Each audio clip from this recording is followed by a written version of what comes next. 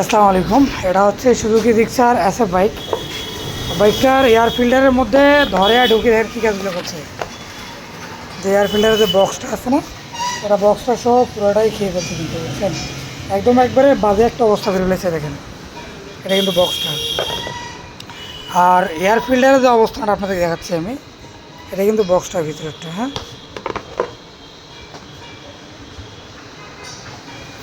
আর হচ্ছে যে এটা হচ্ছে এয়ার ফিল্টার। হ্যাঁ, আপনার টিস্যু বলেন, তারপরে যে ল্যাপের যে ইয়েগুলো থাকে না,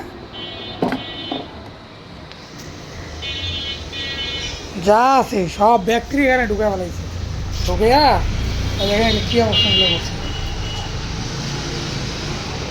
মানে এটা যে এয়ার ফিল্টার, এটা কোনো চিহ্নই নাই।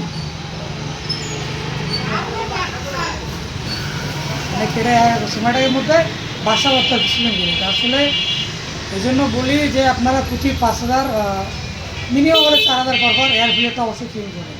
8,000 বা 10,000-এর মধ্যে এয়ার ফিল্টার চেঞ্জ করা উত্তম, না হলে কিন্তু এরকম পরিস্থিতি আপনাদের স্বীকার করতে হবে।